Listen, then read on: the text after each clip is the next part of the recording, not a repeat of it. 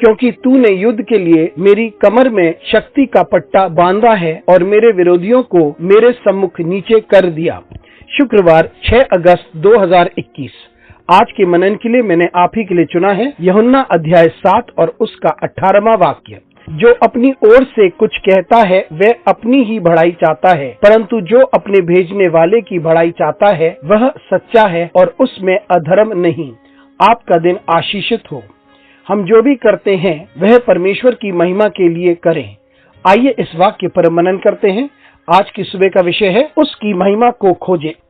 ये उस समय की बात है जब यरूशलेम में एक उत्सव हो रहा था और उस वक्त यीशु मसीह मंदिर में गए और वहाँ वे अधिकार के साथ सिखाने लगे। उसकी बातें सुनकर यहूदी अचरज करने लगे और वे ये सोच रहे थे कि वे इतने अधिकार के साथ कैसे शिक्षा दे सकता है। और उस वक्त यीशु मसीह उनसे कहता है कि वे जो अपने ही अधिकार से बोलता है वे अपनी महिमा चाहता है। और यही बात यीशु मसीह उन्हें समझाने की कोशिश करता है कि वो अपने लिए नहीं है और वो यहाँ एक विशेष उद्देश्य के लिए है जिसने उसे भेजा है और वो है पिता के कार्य को पूरा करे। यीशु मसीह अपने पिता का आज्ञाकारी था और उसी की इच्छा को पूरी करता है। वे इस पृथ्वी पर आया और लोगों को परमेश्वर के राज्य के मूल्य और सिद्धांत के बारे में बताता है और फिर उसने जो कुछ किया उसमें उसने परमेश्वर को महिमा दी। मित्रों, हम सब यहाँ पर इसलिए हैं क्योंकि परमेश्वर ने हमें जीवन दिया है और उसी ने हमारी सृष्टि की है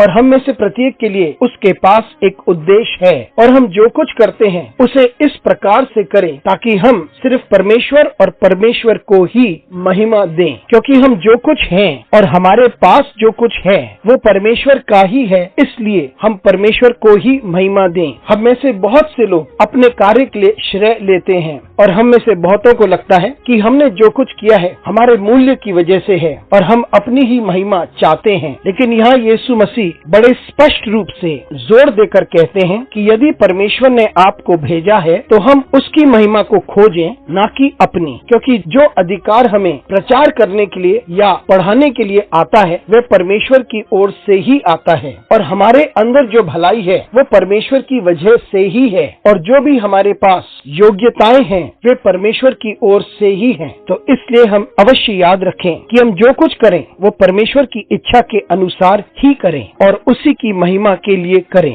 अनुग्रहकारी परमेश्वर स्वर्गीय पिता, तुझे धन्यवाद देते हैं क्योंकि तू हमें ये सौभाग्य देता है और हमारी सहायता करता है कि हम सब कुछ में तुझे महिमा दें। हमारे साथ परमेश्वर तू बना रहे। यीशु मसीह के नाम से मांगते हैं, आमीन।